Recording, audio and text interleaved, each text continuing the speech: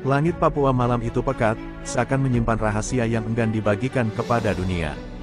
Di Pusat Komando Intelijen di Jakarta, layar-layar monitor menampilkan citra termal berwarna hijau dan jingga yang bergerak lambat di antara kontur hutan. Sebuah siluet asing, besar, berat, dan tak terdeteksi radar sipil, bergerak melewati batas alami antara Papua Nugini dan Indonesia. Tank tempur, jelas dari bentuk dan suhu mesinnya. Tapi ini bukan tank milik TNI. Dalam keheningan ruang kendali, napas tertahan. Dunia tak boleh tahu. Operator satelit menahan suaranya, mencoba menelan kegugupan yang naik ke tenggorokan. Pergerakan ini, bukan milik kita, pikir seorang komandan dalam hati, matanya tak lepas dari layar. Tak ada transponder, tak ada sinyal komunikasi, hanya jejak termal yang seolah menyusup dari kedalaman bumi. Satu-satunya kesimpulan yang mungkin, penyusupan alutsista asing. Tapi bukan sekadar penyusupan, ini adalah tindakan perang, dibungkus diam-diam dalam bayang-bayang diplomasi. Laporan langsung dikirimkan ke markas rahasia di Cijantung, markas Densus 88. Tak butuh banyak kata, visual cukup menjelaskan segalanya. Tim reaksi senyap, unit paling tersembunyi dari Densus 88, diaktifkan. Mereka bukan pasukan biasa, mereka dilatih bukan hanya untuk menembak, tapi menghilang dari sejarah. Mereka bekerja dalam senyap, dan hasilnya tak pernah tercatat secara resmi. Bahkan di antara militer, mereka adalah hantu. Helikopter tanpa tanda pengenal terbang rendah dari barat, menembus kabut dini hari yang menutupi lembah-lembah Papua. Di dalamnya, 5 sosok bersenjata lengkap duduk dalam diam. Tak ada dialog, tak ada pengarahan panjang, masing-masing sudah tahu perannya.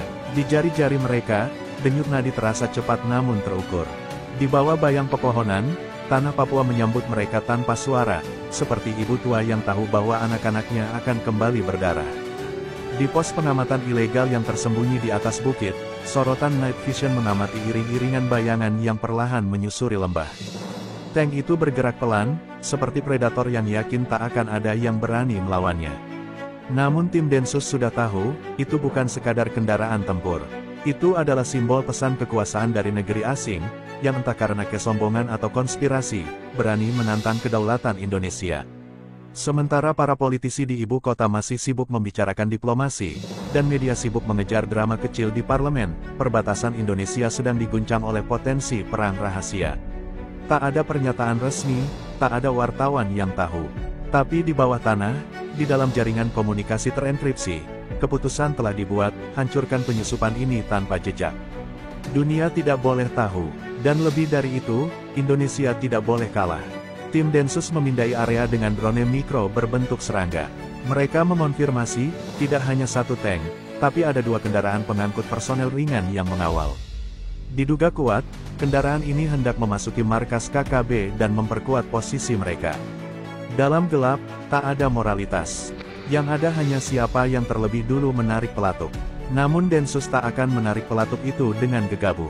Mereka akan menunggu waktu yang tepat, waktu di mana satu ledakan kecil bisa menyelamatkan satu negara dari bencana besar. Malam terus merayap, dan hutan Papua menyembunyikan napas. Dari balik dedaunan, dari balik kabut, dan dari balik tanah, para hantu itu mulai bergerak. Operasi dimulai bukan dengan tembakan, tapi dengan tarikan napas panjang. Sebuah tarikan napas sebelum badai. Dunia belum tahu, tapi hutan tahu. Dan hutan bersiap menjadi saksi bisu dari sebuah operasi yang tak akan pernah tercatat dalam sejarah. Kabut masih menggantung di antara batang-batang pohon raksasa saat tim Densus 88 mulai menyusup lebih dalam ke belantara Papua. Tanah basah meredam langkah-langkah mereka. Mereka bergerak seperti bayangan, tidak meninggalkan jejak, hanya membawa senjata senyap, perangkat pengacak sinyal, dan drone seukuran kupu-kupu. Di udara, mata-mata mini itu mengintai pergerakan target. Di tanah, para prajurit hantu itu mendekat dengan kesabaran seorang pemburu yang menanti mangsanya bernapas lebih keras. Tank tempur yang mereka buru bukan mesin biasa. Itu adalah A-10 Black Warden, kendaraan lapis baja generasi baru milik Australia yang belum pernah terlihat di medan konflik terbuka. Tak ada jejak plat nomor, tak ada lambang negara, tapi para analis militer Indonesia mengenal bentuknya. Dan kehadirannya di sini, di tanah yang diperebutkan oleh konflik separatis dan kepentingan asing, adalah pelanggaran terang-terangan yang harus ditangani tanpa membunyikan alarm dunia. Di balik monitor mini yang dipasang di lengan, Komandan Tim Densus memantau formasi musuh. Tank itu bergerak perlahan, memimpin dua kendaraan pengangkut personel. Di sisi kiri dan kanannya, tersebar pasukan kecil bersenjata lengkap, terlalu disiplin untuk disebut KKB, terlalu tak terdata untuk disebut militer resmi. Diduga kuat, mereka adalah tentara bayaran internasional, bekerja atas kontrak, bukan bendera. Jejak sepatu mereka berat dan teratur. Tapi jejak moral mereka, kosong. Mereka mendekati satu area datar di tengah hutan, dikelilingi tebing alami dan semak tinggi. Tim Densus segera mengenali lokasi itu sebagai bunker logistik tersembunyi milik KKB, yang sebelumnya hanya diketahui lewat laporan intel. Kini bunker itu menjadi titik temu antara para pengkhianat negara dan kekuatan asing. Di dalamnya, peti-peti baja berisi senjata otomatis, peluncur rudal bahu, dan logistik medis yang seluruhnya berlabel dalam bahasa Inggris. Dunia luar sedang mempersenjatai konflik lokal. Perang ini tidak lagi hitam putih. Di dalam hutan, tak ada batas antara diam dan maut. Tim Densus mendekat hingga jarak 50 meter dari bunker.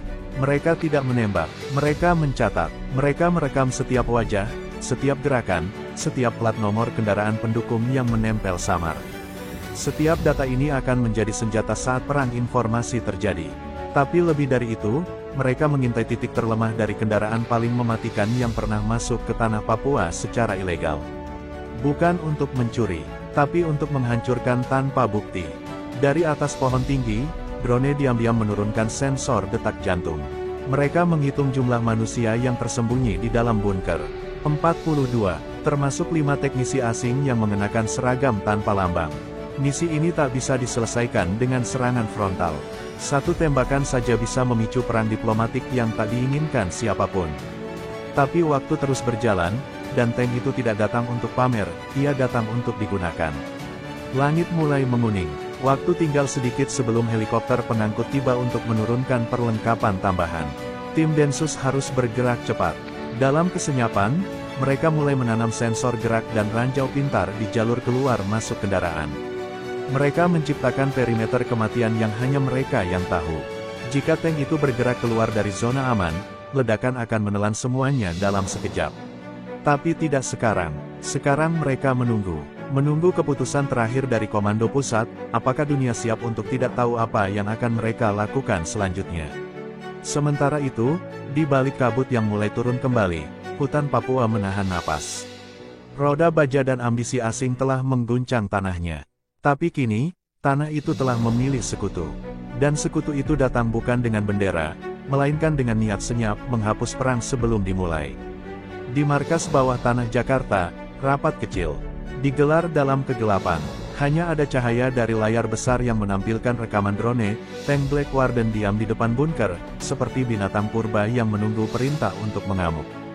Di meja, peta topografi digital dipenuhi garis merah dan titik koordinat. Para pengambil keputusan tak bersuara. Mereka tahu, satu keputusan salah, dunia akan terbakar. Tapi membiarkan tank itu bergerak, berarti memberi kemenangan mutlak bagi kekuatan asing dan pemberontakan. Komando akhir pun turun, tidak lewat saluran biasa, tapi melalui sistem komunikasi terenkripsi tingkat dewa, yang hanya bisa dibuka dengan 3 kunci biometrik berbeda.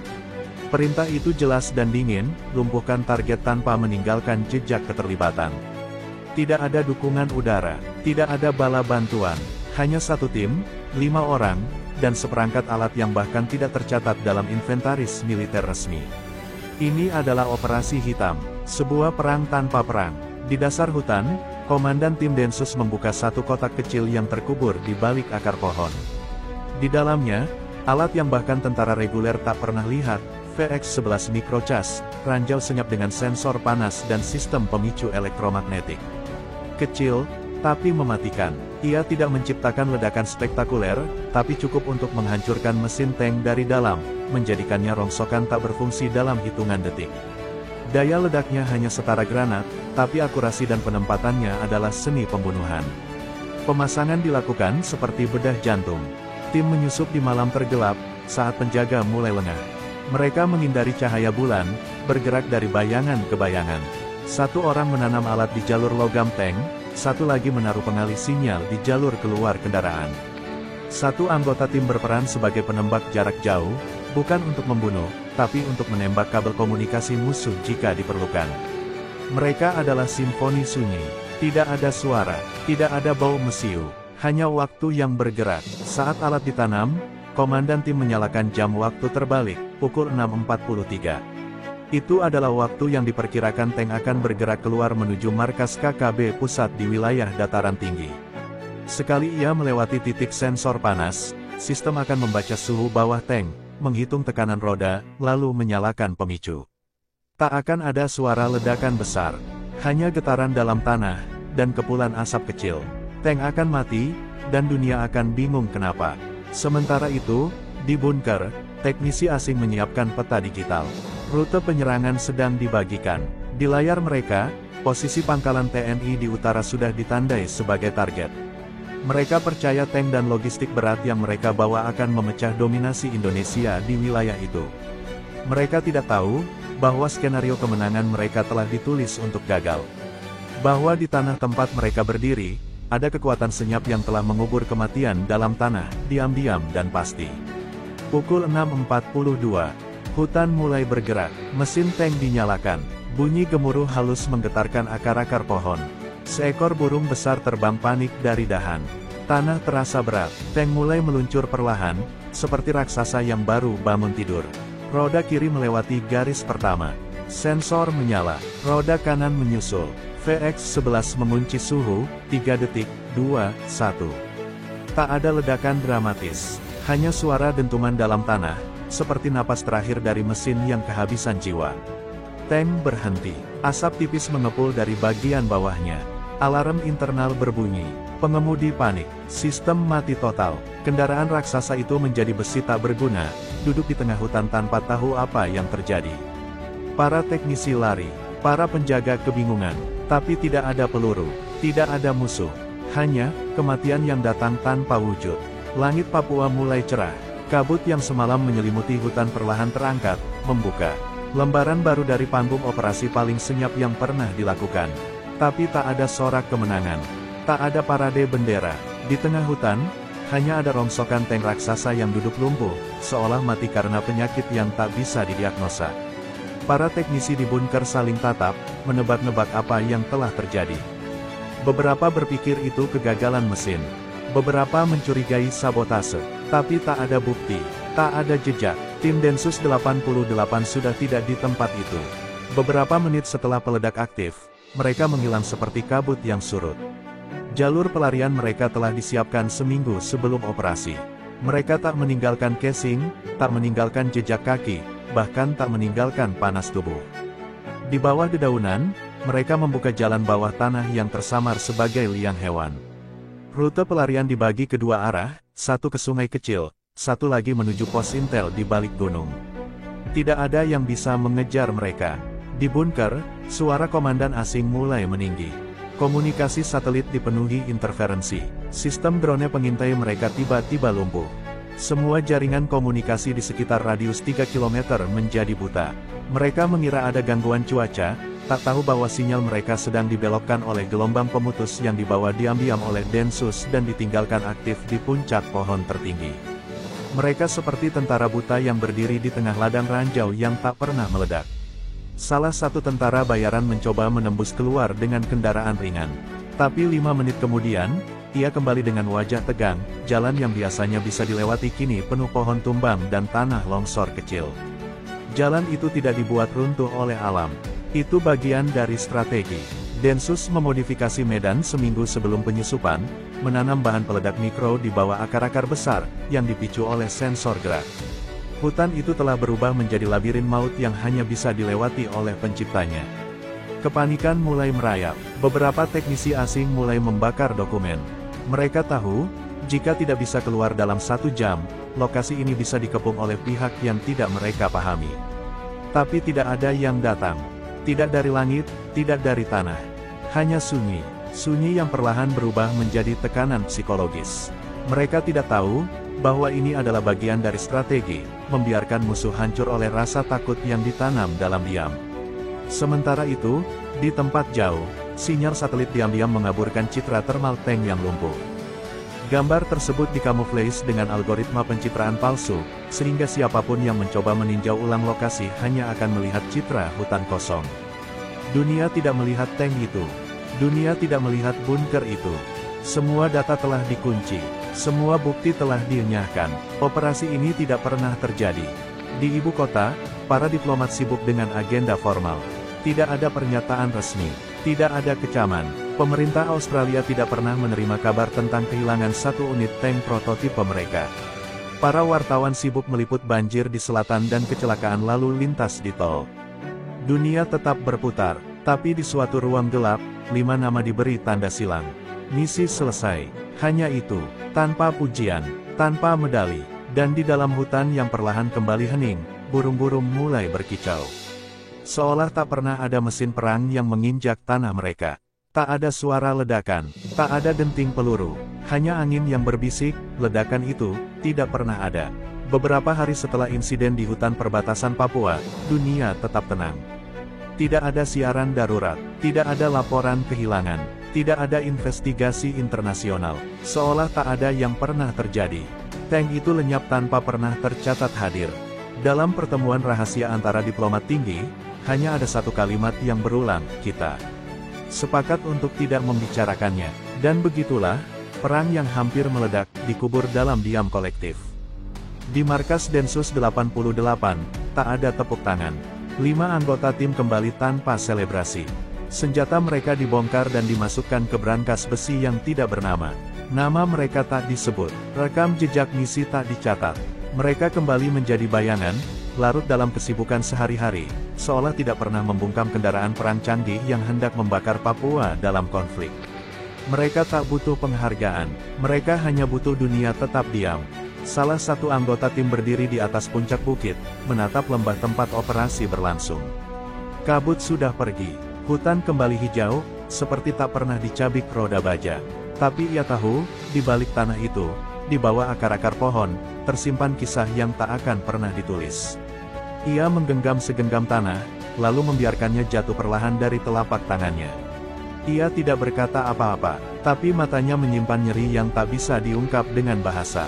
Di Canberra, sekelompok teknokrat militer duduk di ruangan tertutup, mempelajari laporan, gangguan mesin, dan kehilangan sinyal. Mereka tahu itu omong kosong.